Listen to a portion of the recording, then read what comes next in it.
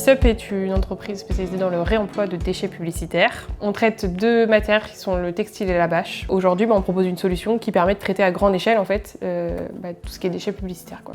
La seule chose qu'on sait faire, c'est du réemploi. Mais le réemploi n'existait pas, en tout cas quand moi j'ai commencé, à une échelle vraiment industrielle ou semi-industrielle, c'était très artisanal et donc par rapport à la quantité de matière qu'il y avait à traiter, c'était pas cohérent. Aujourd'hui, on est 4 dans l'équipe. D'ici la fin de l'année, on recrute encore 2 personnes. En termes de matière collectée, on est à plus de 5 tonnes traitées de déchets, donc ce qui est vraiment cool parce que c'était 5 tonnes qui étaient incinérées ou enfouies. Là, notre plus gros projet, on a 2500 bâches qu'on a en traitement aujourd'hui et on travaille sur toute la France. Donc ça fait aussi qu'on va avoir plein de projets différents et de tailles différentes, c'est qu'on a des clients sur toute la France. Un exemple concret, on a travaillé pour la ville d'Angers. Donc là, on a récupéré les bâches de la ville qu'on a transformées dans ce produit-là d'ailleurs. On a fait des housses de pochettes de PC qui ont été offerts aux élus. Donc ça, c'est typiquement un projet où on a traité des dizaines de bâches et on en a fait une centaine de housses de PC. Le truc qu'on a en plus, c'est qu'on a une gestion qui est clé en main et qui est pratique.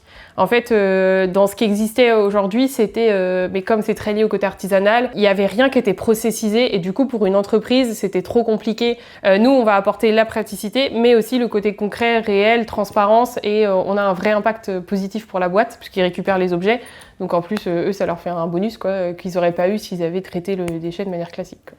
L'idée, c'est pas d'en avoir trop, mais d'avoir les bons produits pour que ça corresponde aux besoins des clients, mais aussi aux possibilités de fabrication dans les ESAT. Un ESAT, c'est un lieu qui accueille des personnes en situation de handicap, et du coup, ces personnes, grâce à nos projets, peuvent apprendre le métier de couturier, ce qui est chouette.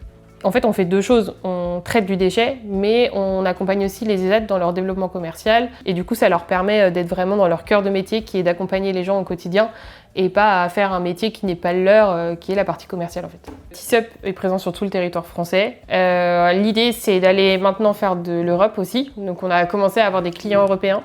Évidemment on ne fera pas rapatrier les choses en France, ça n'a pas de sens, mais travailler dans le pays vraiment, mais avec le même modèle. Donc par exemple, tu vas identifier dans ta collectivité ou dans ta boîte les déchets que tu as. À partir de là, il faut d'abord faire un inventaire. Qu'est-ce que tu as, dans quelle quantité, les dimensions de tes éléments. Tu sélectionnes sur le catalogue les produits que tu veux, on te fait un devis, tu signes et là, plus rien à faire. On vient collecter sur site, en l'état, il n'y a pas de conditionnement, rien. On fait la transformation dans nos ateliers, du coup sur toute la France, toujours au plus près du déchet. Et ensuite, on relivre les produits finis, reporting, communication, on fait tout. Voilà. Et c'est fini.